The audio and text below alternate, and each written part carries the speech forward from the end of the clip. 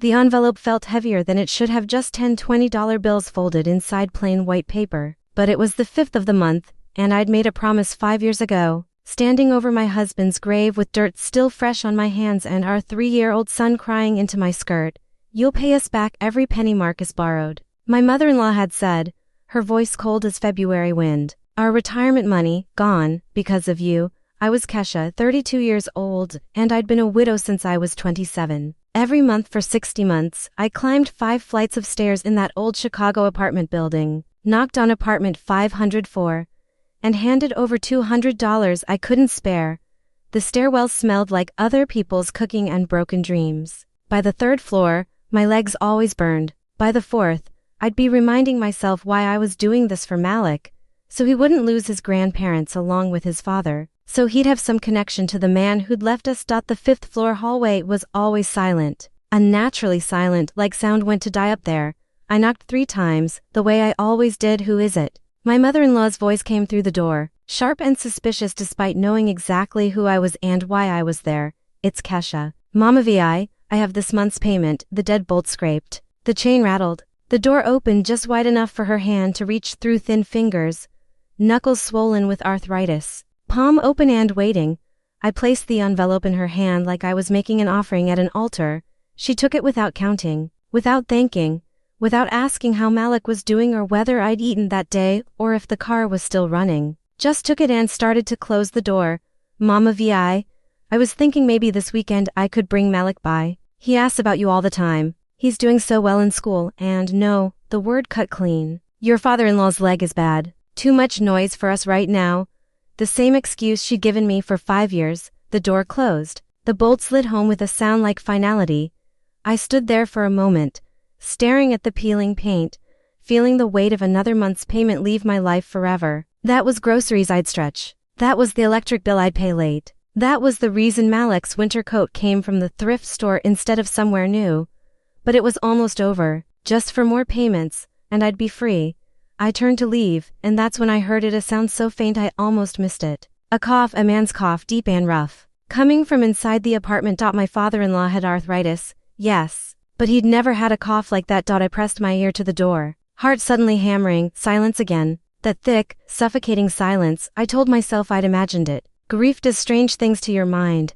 Makes you hear ghosts where there are none. I'd been hearing Marcus's voice for 5 years in crowds, in dreams. In the moments between waking and sleeping, I went down those 5 flights faster than I'd climbed them. Something cold and uncomfortable settling in my chest. Mrs. Hattie was sitting on the bench in the courtyard when I came out, fanning herself with a church bulletin despite the October chill in the air.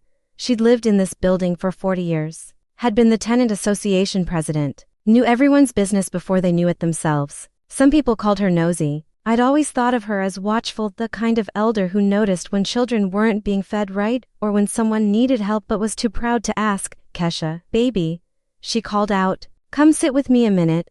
I was tired, needed to pick up Malik from after-school care, had a shift starting at the diner in 2 hours. "But you don't say no to Mrs. Hattie. How you holding up?" she asked as I sat down. "I'm fine, Mrs. Hattie.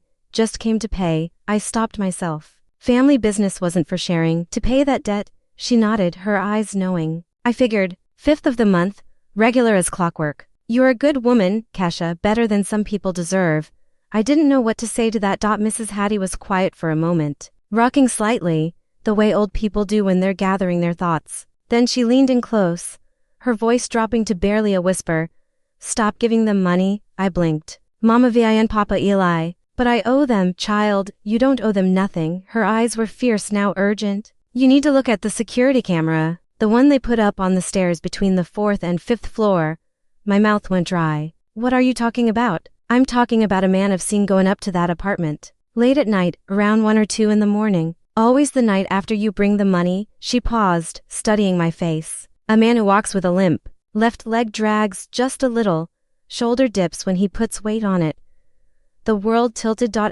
Marcus had broken his ankle in a motorcycle accident 6 years ago. It had never healed quite right. He'd walked with exactly that kind of limp, subtle enough most people didn't notice. But I'd lived with it every day for 3 years. "Mrs. Hattie," I heard myself say, voice steady despite the earthquake happening inside me. "My husband died 5 years ago. We have his death certificate. We scattered his ashes. I know what you have on paper, baby. I'm telling you what I've seen with these old eyes.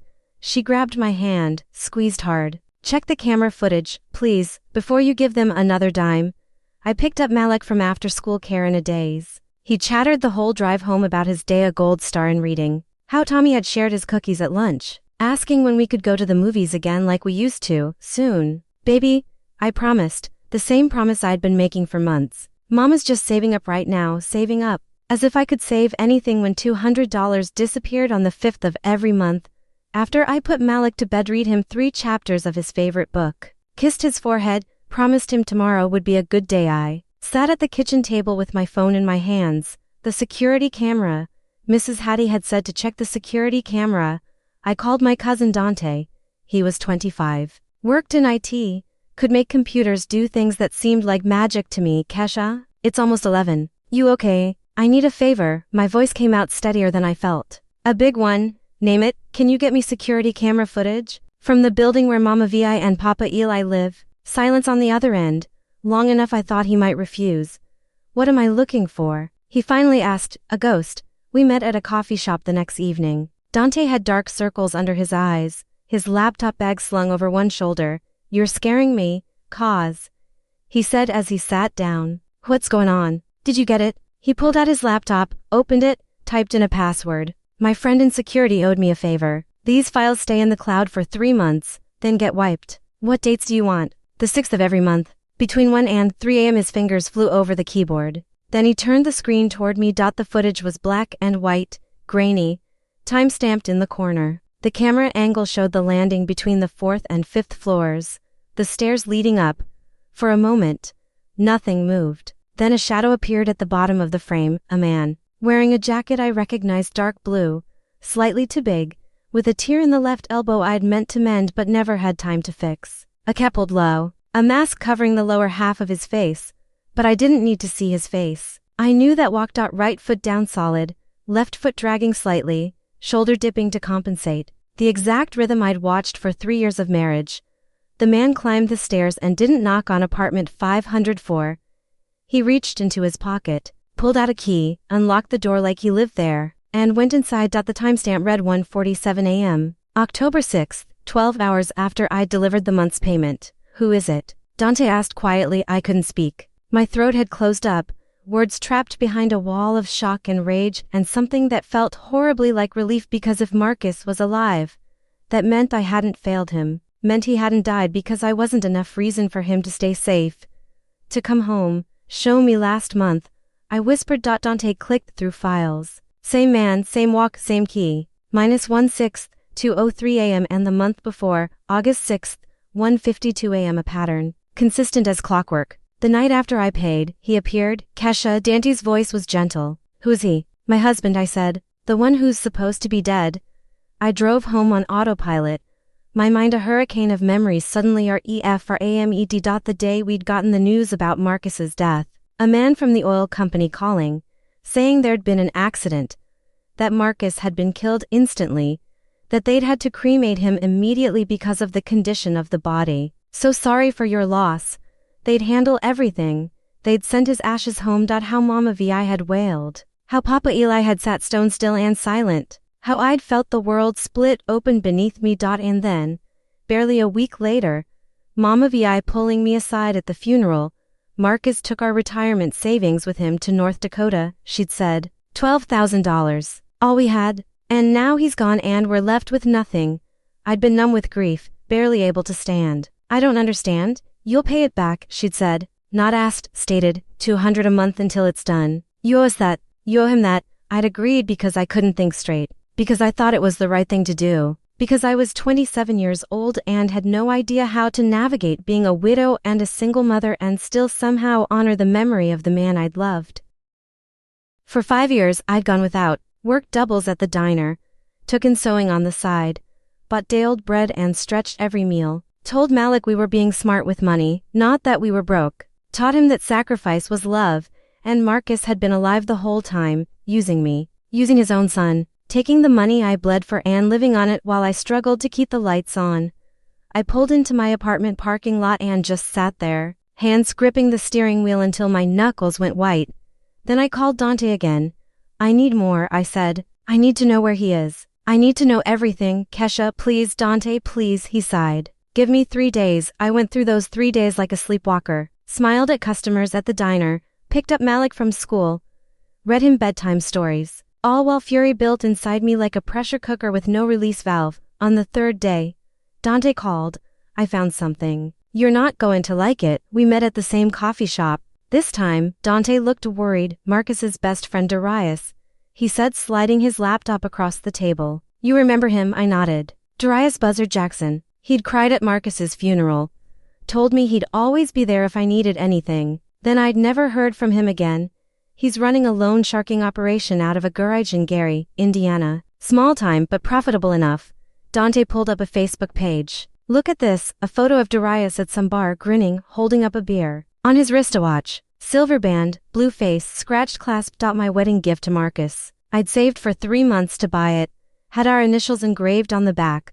Where did he get that? I breathed. Either Marcus gave it to him, or Marcus is with him. I sat back, pieces clicking into place. We're in Gary. Kesha, this is getting dangerous. These people where? Dante pulled up a map, showed me an industrial park on the outskirts of Gary. Darius drives there every night around 11. Stays about an hour. There's an abandoned warehouse in the back. I think that's where Marcus is hiding. I looked at the map, committing every detail to memory. I'm going there, I said. The hell you are. Kesha, listen to me. I have to see him. I have to see with my own eyes that he's alive, that he did this to us. My voice cracked. I have to look him in the face and ask him why. Dante closed his laptop. Then I'm coming with you. The next night, we drove to Gary in Dante's borrowed car. Both of us dressed in dark clothes like we were in some crime drama instead of real life. The industrial park was a graveyard of failed businesses, empty parking lots, broken windows, weeds growing through concrete. The warehouse stood at the back, a hulking shadow against the night sky. We parked a block away and walked, staying close to the fence line. Darius should be here soon, Dante whispered, checking his phone. We hide, we watch, we record everything. Then we leave and call the police. Agreed? Agreed. We crouched behind a stack of rusted barrels about 20 yards from the warehouse's main entrance. The night was cold. The kind of cold that seeps into your bones and stays there. At 11:17. We heard the growl of a motorcycle engine, headlights cut through the darkness. The bike stopped in front of the warehouse, and Darius climbed off, pulling off his helmet, to plastic bags hanging from his handlebars. He walked to the metal door and knocked 3 times in a pattern. Hard, soft, hard. The door rolled up with a screech that made me flinch, and there, silhouetted in the yellow light from inside, was Marcus, even from 20 yards away, even though he'd changed thinner, longer hair, unkempt beard. I knew him, knew the way he stood with his weight on his right leg, knew the tilt of his head when he was annoyed, knew I was looking at the father of my child, the man I'd mourned for 5 years. Standing there alive and whole and drinking a beer like this was just another Tuesday. My hands started shaking. Dante grabbed my wrist, squeezed once. Stay calm. The 2 men went inside. Darius pulled the bike in after him. The door rolled down. We have to get closer, I whispered. Kesha, I have to hear what they're saying. We crept to the side of the warehouse, found a gap between 2 panels where rust had eaten through the metal. I pressed my phone's voice recorder against the opening and held my breath. About time you showed up, Marcus was saying. I'm going crazy in here. Yeah, well, some of us have to work for a living.